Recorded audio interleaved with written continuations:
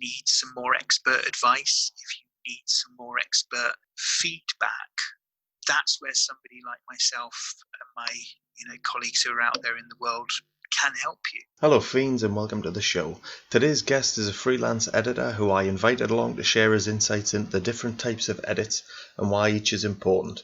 I had a wonderful time picking his brain, and this is a great episode, particularly if you're new to writing, seeking a publisher, thinking of hiring an editor, or if you're just interested in the processes behind the books you read. Today's Fiendish mind is Dion Winton-Polak.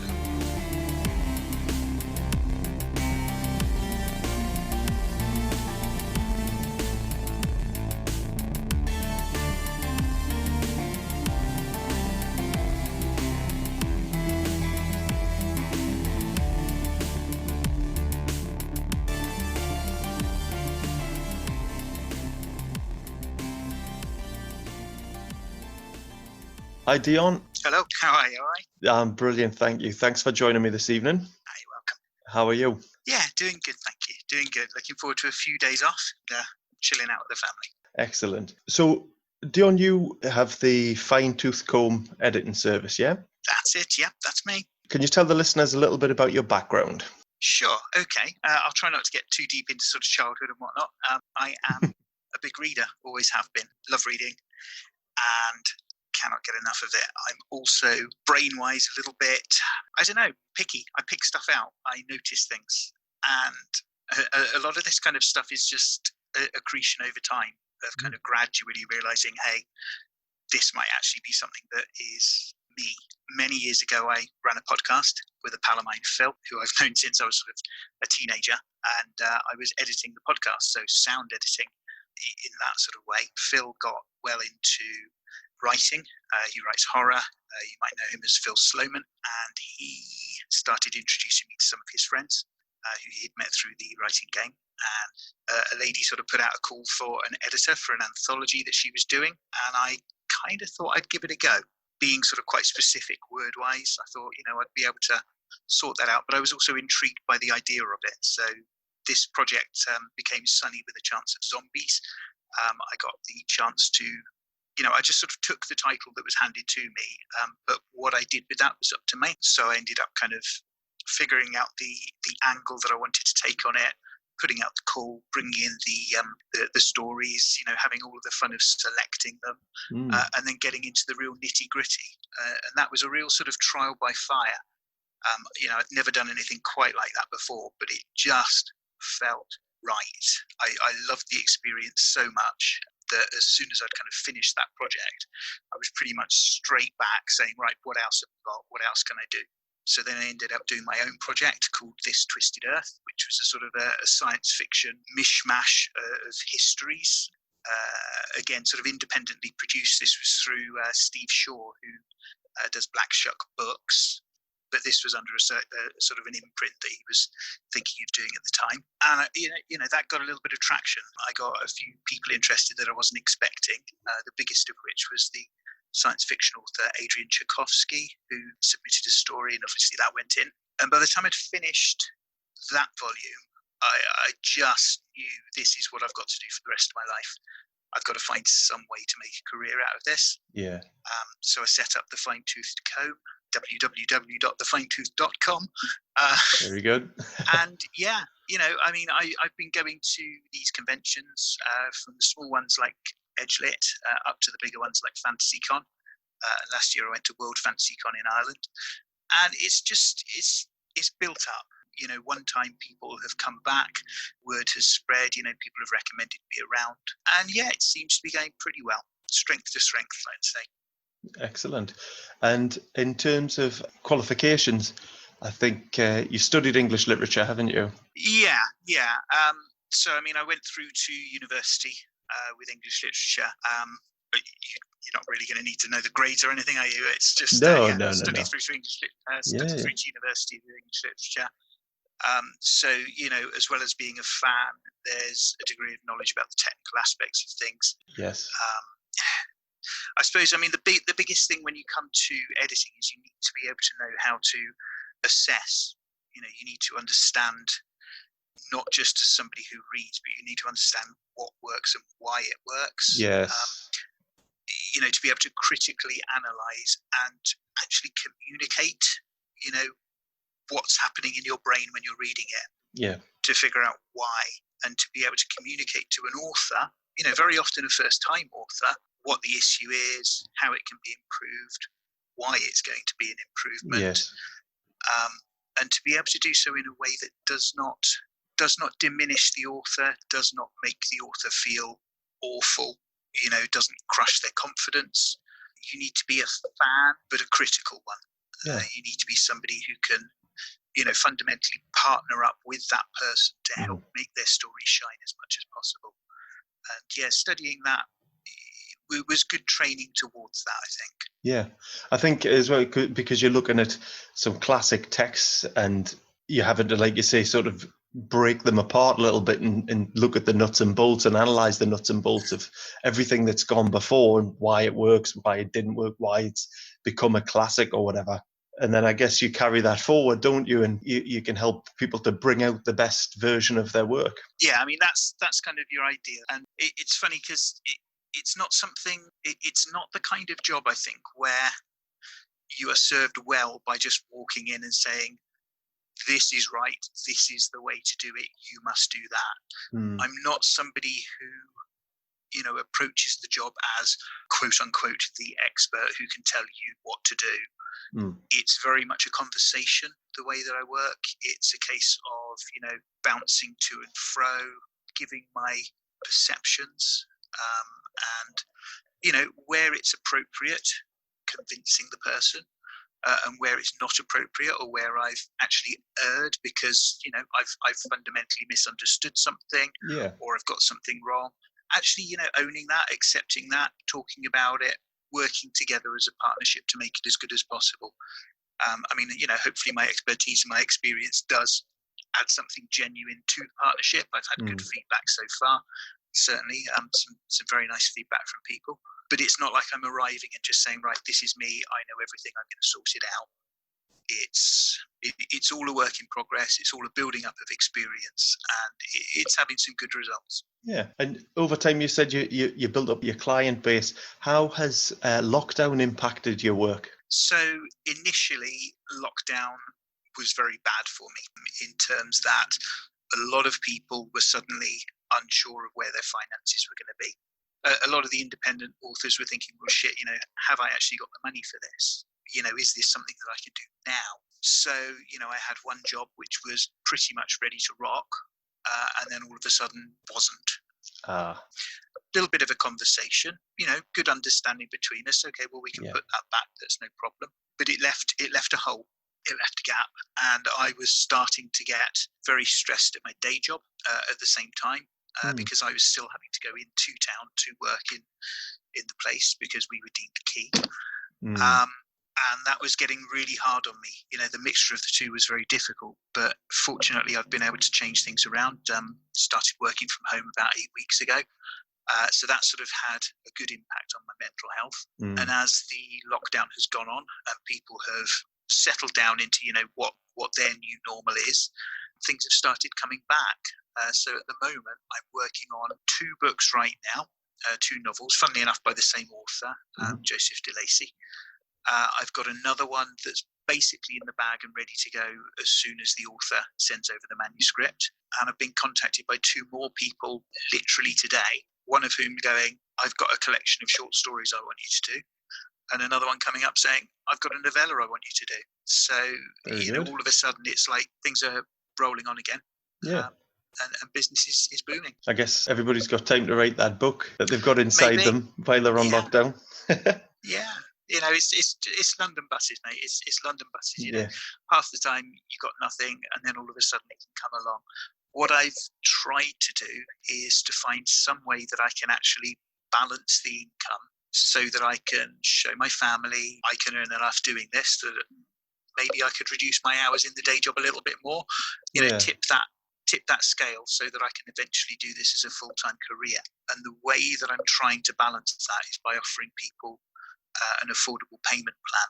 So instead of them having to save up the money first, which depending on the size of the book could be several £100. It's a lot for an independent or a small press to cough up.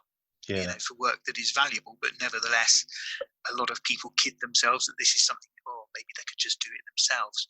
But with the affordable payment plan, it's a way that people can actually just spread the cost. Yeah. So, depending on what their affordability is, we can come up with a quote for how much the total job is, and then, how much can you afford per month or per week or per fortnight, whatever suits.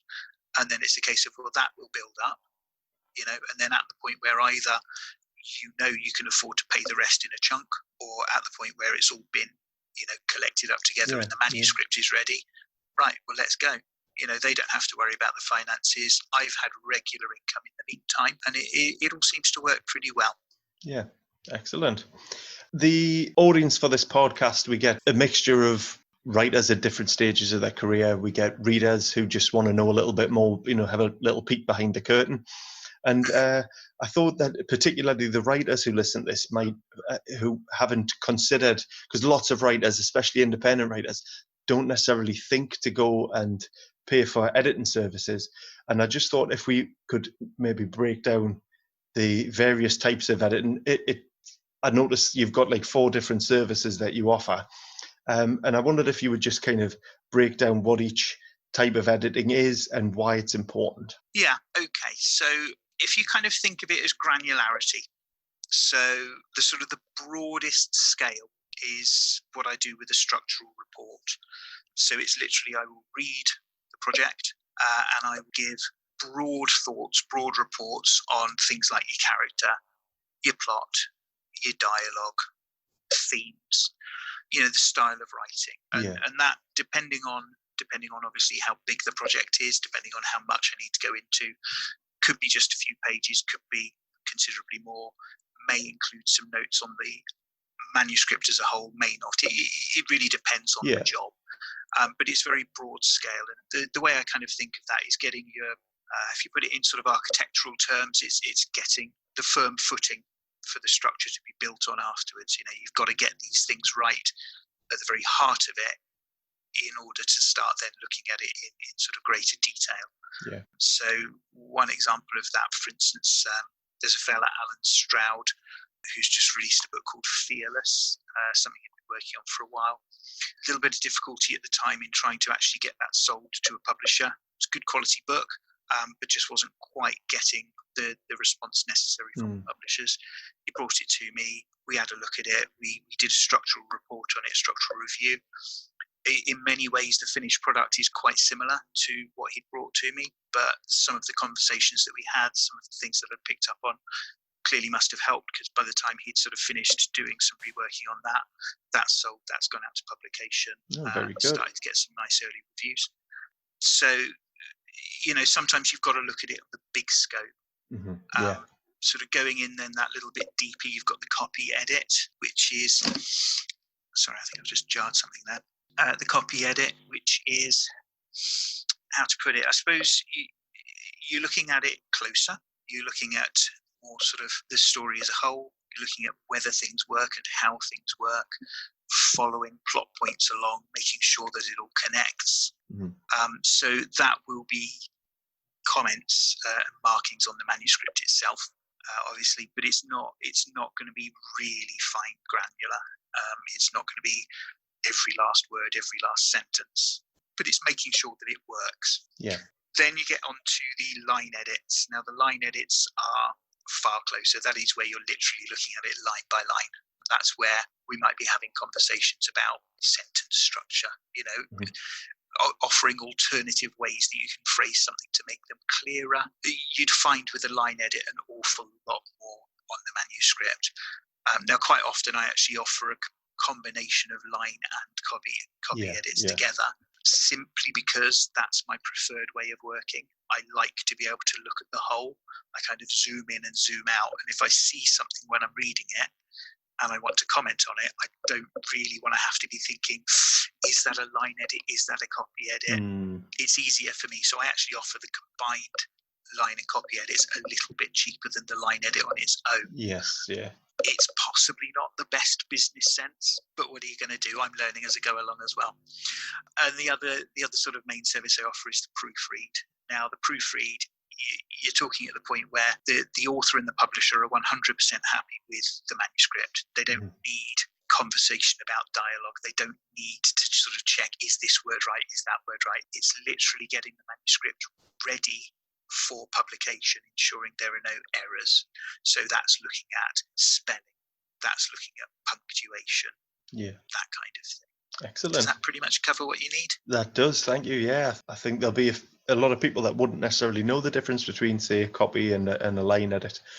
And I was just wondering as well, from your perspective, how many of those would you want to do? I know you said you offer the service where you would combine two of them, but do you get to a point where, say, you've done copy editing and line editing, that you wouldn't necessarily do the proofreading, or do you become blind to it? Or yeah, I think blind is a good way to put it. Anybody who's worked on a manuscript, whether you're the author or the editor, you fundamentally can't stop yourself from becoming blind to what you're reading, because you've gone over it so many times.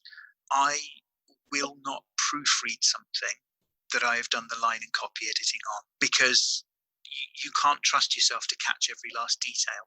I'm not sort of hard and fast when it comes to, like, I would do a structural and a copy, or I would do a structural and a copy and a line. I wouldn't then take it on to do the proofread. The proofread is something, though, that somebody could bring to me and say, right, can you just proofread that? No problem at all. You can't expect anybody to be able to maintain that level of focus that is necessary to catch every last thing. When I did This Twisted Earth and Sunny with a Chance of Zombies, those were ones where I was literally responsible for the entire project, and I damn near burned myself about doing those things. The amount of time and effort that I put into them, because they were my personal projects, they were my first projects. I wanted everything to be 100% perfect. I put in considerably more time, I would say, on both of those projects than any project since. And I think it's true to say that it kind of showed in the fact that I had burned myself out. There are some small errors in both of those books, which you wouldn't find in my later books. And it's because I hadn't burned myself out with the later books. I was just focusing on what needed to be focused on. Yeah. Whereas with the earlier ones, every last thing, trying to get it right, night after night, morning after morning, around the edges of work, around the edges of family life. Like any tool, you've got to be careful not to overuse it. So yeah, absolutely, it's getting focused in and doing the job that needs to be done, but don't try and do everything. Yeah. No, that's really good advice. And when do you think that indie writers should, in fact, no, not just indie writers, when should writers come to you? So, because I think a lot of people will think, well, I'm going to submit this to I'm going to go the traditional publishing route. They've got editors at their end. Are there any pitfalls in that? Should they still submit work to an editor beforehand? It depends on the writer. It depends on how competent and confident they are, and actually it depends on the feedback that they're getting. I think any writer should make their project as good as they possibly can themselves first. There will come to a point where they are themselves then word blind. They're not able to read it as somebody fresh. They're not able to read it and get the impressions that somebody else will get. That's when they're going to start using beta readers as well. So this is a service that many people offer simply as a free service. Some people are relatively competent and professional about it. Some people are just pals or family that they're saying, "Oh, can you read this and let me know what you think?" Yes. Beta reading can be a really useful bit of feedback and should be, looked at. But generally, because it's a free service, because it's often people who aren't particularly expert at giving feedback, it's only going to take you so far. Now, if you are a good enough writer, a confident enough writer, you may very well go straight to a main publisher and try and get that done. And some small fragment of those people will, get through and will get something published. But an awful lot will get knockbacks. If you're really, really lucky, you get a knockback from a publisher. They may even tell you why you got knocked back. But publishers are not in the business or the habit of giving detailed responses. You will quite often find that you're batting against the window thinking, why the hell is this not being accepted? Well, if you're finding that, if you need some more expert advice, if you need some more expert feedback, that's where somebody like myself and my colleagues who are out there in the world can help you, because we're the people who will take that time to properly analyze and feedback to you what you need to do to improve it. Now, we can't make you be suddenly magically brilliant. There is a degree to which anybody can raise the quality of a manuscript. So, you can turn a pretty good manuscript into a good manuscript. You can turn a good manuscript into a really great manuscript. You cannot turn something that is awful into something that is brilliant. No. Sometimes people will approach myself or my colleagues with something that we know very quickly is not going to cut it. Some less reputable people, or some people who are more concerned with trying to actually just get food on the damn table, may accept any job, and they may prove to be of some benefit and some use to you. I don't want to knock anybody down. I've always approached this business that I want it to be my career. I want to therefore work with and champion people whose work I genuinely think should be out there, should be read, and that I can be proud of working with. So I have on several occasions got people to submit some of their manuscript to me, taken a look at it first if they're not somebody I've worked with and been familiar with before. And for some people, I've had to say, I'm really sorry, there's nothing that I can do from this point. Now, I ain't going to kick anybody when they're down. I will give them some feedback to help them understand where the fundamental difficulties lie. Because I think anybody who wants to be a writer, if it's a passion when you go for it, you're only going to get better by writing and writing and trying and trying.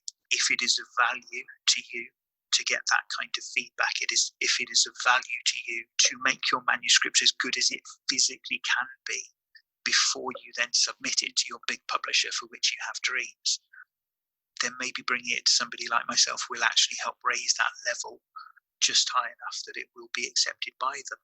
And sure, if you do get then to a publisher, yes, they're going to have their own editors, and no, they're not necessarily going to say every single same thing that I've said or that any of my colleagues have said. But if we can help you raise that quality, raise the bar of that up high enough to then be accepted by a bigger publisher or even a medium and small publisher, we're talking about people on all levels here, then you may find that worth it. And do you still get any of the any small presses or anything? Do they approach you to take on anthologies or anything? I go to, as I say, these conventions. Was due to be at Edgelit, in fact, this coming weekend.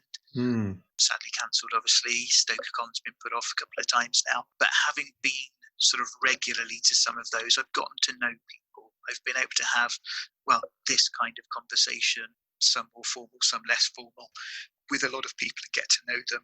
And I think, the key to any of this is building that relationship. You've got to have people trust you in order to say, can you take a look at my work? Can you give me some feedback?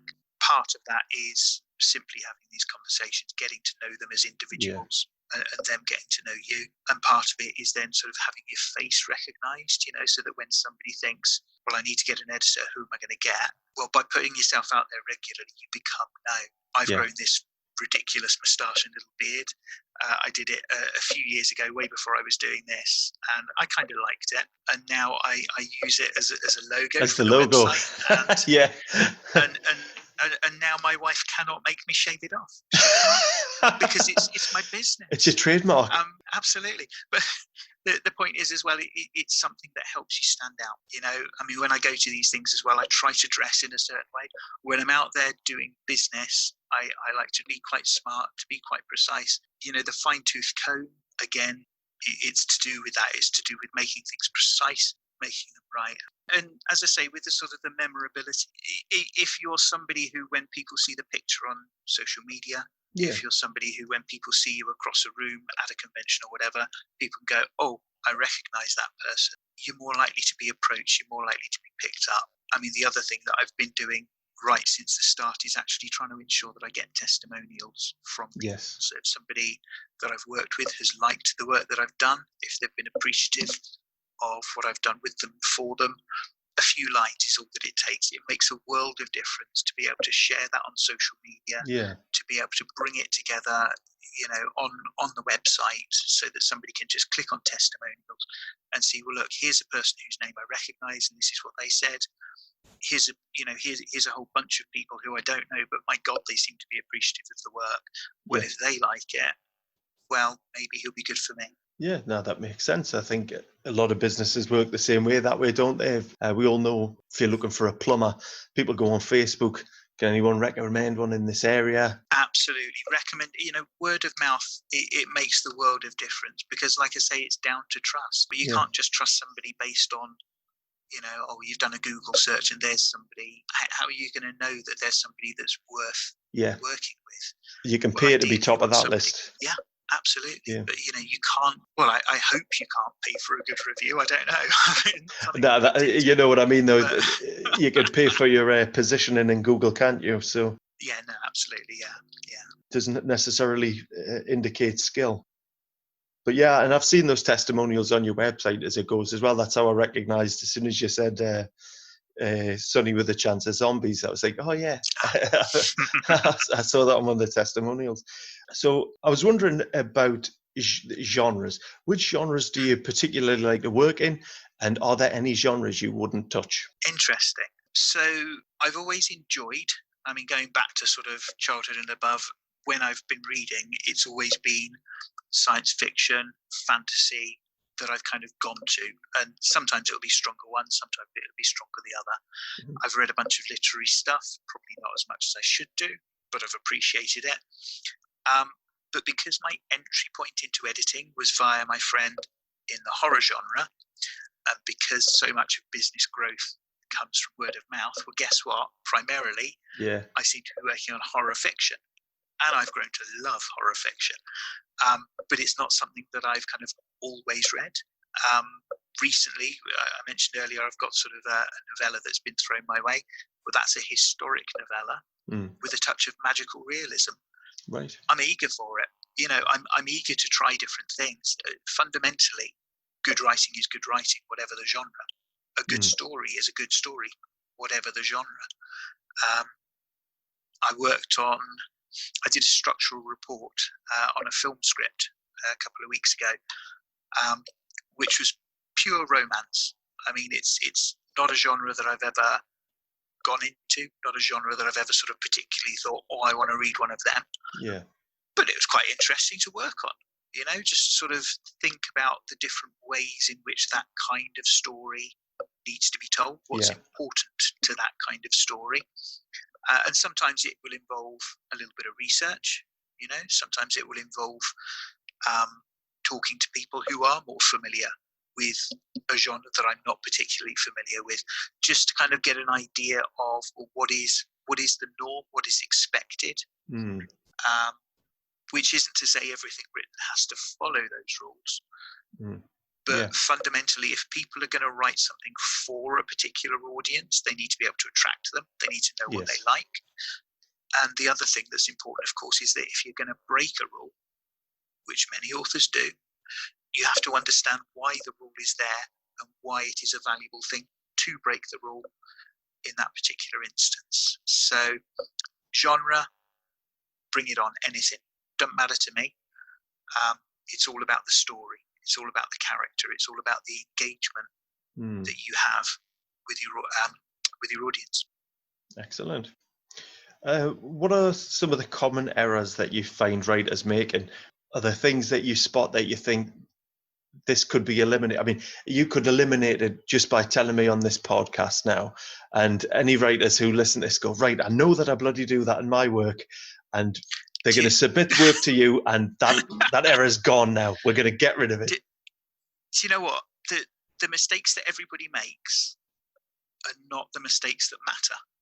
So when it comes down to, I don't know, people not knowing whether to use a colon or a semicolon, so many people are confused by that. People who don't know the difference between while and whilst. These are not important things. These are things that are always going to be picked up by your editor. You don't need to worry about them. Seriously, it's part of our job just to wipe those away, just to get them sorted. the biggest mistake that you can make as a writer when you are doing some work on a manuscript and passing it to your editor is not to track the changes. If your editor can't tell what you've changed, you have turned our lives into a living nightmare, because we then have to word by word, side by side compare every damn thing in order to do it. So if you don't know what track changes is, find out what track changes is. If you need to talk to your editor in advance and just say, just double checking, make sure you listen to what they say. Because trust me, you don't ever want to be an editor who receives a manuscript and you're looking at it and just thinking, what have they actually done? Yeah. You will gouge your own eyeballs out. You will crush them beneath your feet, and you will laugh whilst doing it, because the world is a cruel, cruel place. Yeah, track changes is definitely your best friend. I've edited some anthologies, and we were paired up doing it. So one of us would do the first pass, and then we'd send it across, and it was great. You could kind of see the editing team kind of arguing amongst themselves, going, "Well, I actually think, and then we could debate it out." But yeah, definitely track changes. That's such good advice when you're working with editors. Keep your track changes in place. What advice would you give to writers who are looking to take on an editor, other than coming straight to you? So when they're doing their research... What do you mean, other?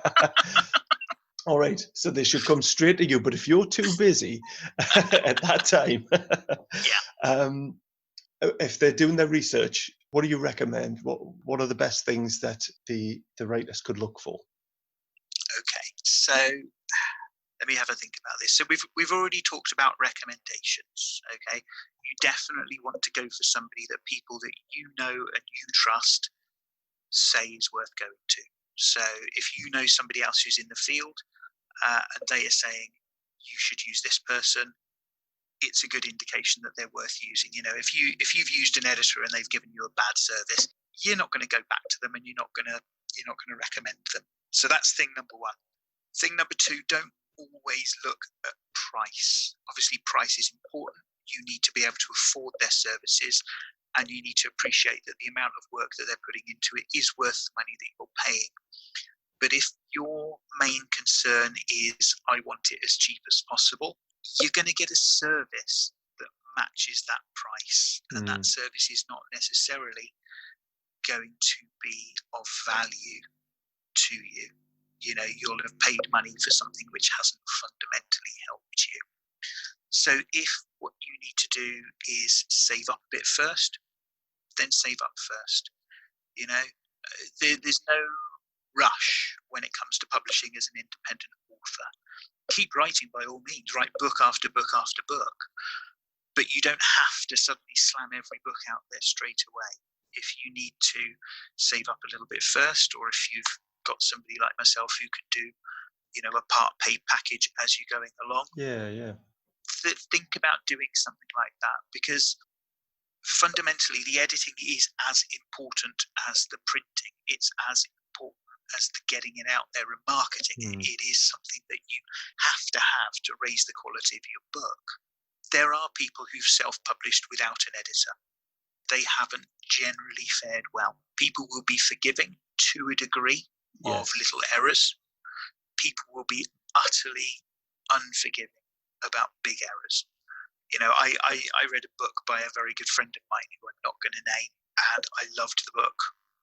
Absolutely adored the book, and it killed me to see how many errors there were in the book. One or two I could have just breezed past, but it was kind of time and time again there was another one, and I don't have any way to communicate to that person or that publisher that I've seen any of it, because what good's it going to do other than hurt people? Exactly. Yeah. But were I to sort of wave my magic wand and do something wonderful to the world, I think one of the first things I would do is just get it properly edited. Yeah. That's my brain. Have there been any mainstream books? You don't have to name them, but do you find things in something that's HarperCollins have put out? Do you find yourself grinding your teeth when you're reading them? all the time. I mean, really good books, I can just read. But it's not unusual for me to be reading a book and to edit in my head to put that particular sentence, just swap those two words around, whatever it might be. I mean, Christ, I was reading Return of the King for the umpteenth time. My wife and I, from time to time, we read books to each other as like a bedtime thing. It's a nice thing to do. And she's a huge fan of Lord of the Rings. So how romantic are you two? We're all right. We're all right, yeah. Lord of the Rings is massive for her. It's like a life-changing. She adores the book, and I've been reading it to her. And I've got to say, there's been a couple of times where I've been mentally editing Tolkien, which is just ridiculous. I mean, that tells me I got to stop. That's just ridiculous. Imagine. And I've been misquoting the last line of the last book, as it were. Every so often, if I've sort of been away for social media for a little while, I'll come back and my first post will be, "Well, he said, I'm back." And the last line of Lord of the Rings is actually, "Well, I'm back, he said," which just sounds crap. I'm sorry. It falls flat, doesn't it? Yeah. It does. You need the little dialogue tag in the middle, and then it punches it right at the end there. And I mean, it's stupid things like that, you know, other people might just think, well, it means the same thing. It doesn't matter. But you're absolutely right. It's the punch. It's the rhythm. And little things like that, you're not going to get that kind of feedback from a beta reader. You know, your friend or your family, they're not going to pick up on little things like that. And that's the kind of thing that an editor can give you that actually, cumulatively, lots of little things like that, they can really make a difference to a manuscript. Tolkien don't need my help. He's fine. I'm not going to be writing to his publisher. But I think it's the difference though, like you were saying about manuscripts being good and then becoming great and so on. But that's the thing that can make a story or a piece of dialogue really zip, can't it? Just that little shift of emphasis can really bang it, hit it right on the head, and you go, and then the next thing, you're whipping through pages of this book because the chat and the scenarios are just, you know, zinging back and forth, and before you know it, and that's the thing with good writing, isn't it? You should basically not notice it, whereas with bad writing, it causes friction on the page, doesn't it? And it stops you from diving into that world. Yeah, you know, anything that makes you kind of have to go back and reread a line to make sure you've understood it, it's problematic, you know.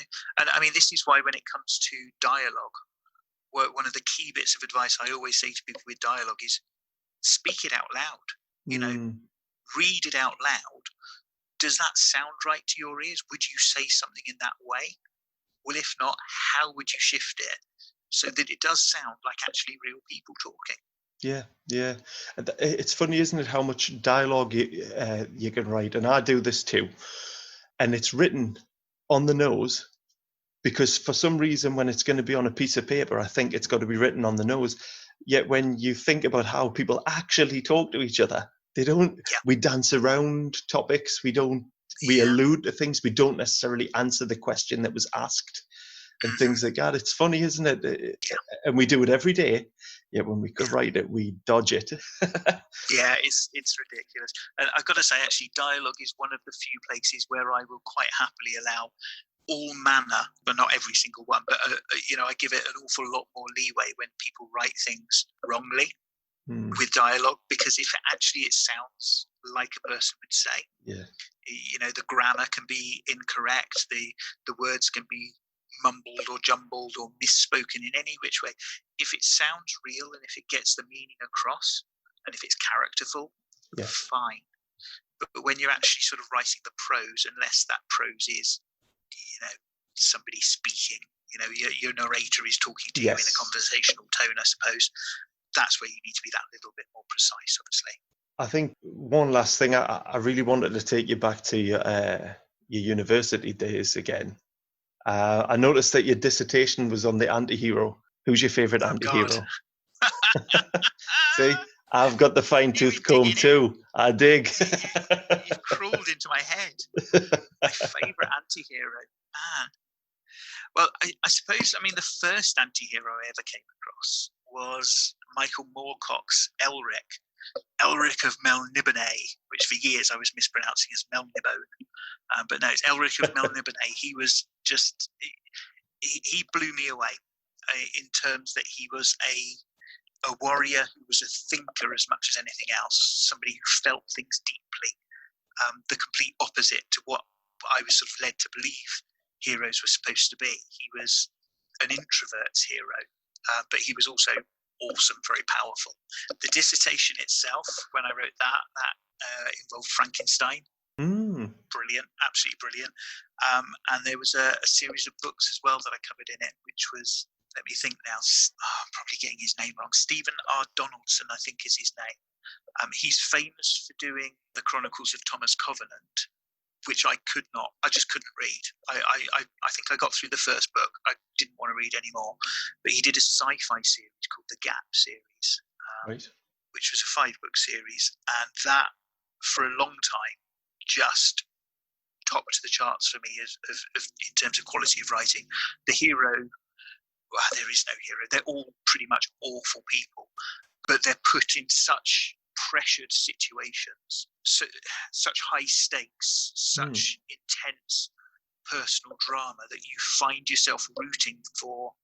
Well, one of the people you find yourself rooting for the most is one of the most awful people from the first book. And just the skill and the ability of the writer to be able to shift your perceptions and actually put you into that other person's mind and thought. It was something that really sort of hit me as a powerful tool. I don't really know much about the author. I've not really sort of dug into him. The Gap series is the only stuff of his that I've read, that I've rated, because I tried Morden's Need and that was pretty awful. And like I say, Thomas Covenant I couldn't stand. And he's got some pretty bad reviews for his new stuff. But there was something about that series and the anti-hero of that really sort of captured me. So any of those and any number more. I mean, a hero is never quite as interesting as an anti-hero, are they? I'm inclined to agree. Where can listeners find you then, Dion? On social media? Well, right now? We don't want them to knock on your front door. So I'm on Facebook, just as Dion Winton-Polak. That is where I'm most often found. I do have a Twitter presence, which I've started to go back to recently, which is Dion_Scrolls. Scrolls is the podcast that I used to do with my friend Phil many years ago. I have got an Instagram account. I don't know what I'm doing there. Part of my web redesign is to try and figure some way that I can use Instagram to actually bring people to my website. It's apparently quite difficult to sort of get links in Instagram. You get one link in your profile. So if you figure out how to create a funnel out of that, let me know, because I need to know too. Facebook's the place where you'll find me most easily, and where I am most sort of interactive. Or just come to thefinetooth.com, have a poke around the website, send me a message, however you want, really. Or come find me at a convention, I'm quite often around. Once we get back to that. Yes, in the new world. We won't be able to recognise you if we're all wearing masks, you see. You'll have your trademark will be covered up. Oh, no, that's all right. I will draw a moustache and a beard on my mask. It's fine. Perfect. Thank you very much for that, Dion. I'm going to get all the links up on the show notes on the website. Cracking. So everybody will be able to come and harangue you and wave their manuscripts in front of you. So thank you very much for your time. I wish you every success and lots of clients. I really enjoyed it. Enjoyed it. Thank you. Thanks again, Dion. Thanks for listening to this episode of Fiendish Minds. If you want to know more about today's guest, click the link below. It'll take you to this episode's show notes. Don't forget, you can get Fiendish Minds wherever you go, on YouTube, Apple Podcasts, Spotify, Stitcher, Castbox, or anywhere else that you listen to podcasts. Come and be part of the conversation. Join me on Twitter at JackRollins9280, or give the Fiendish Minds page a like on Facebook. Love to see you there. Thanks again. Bye.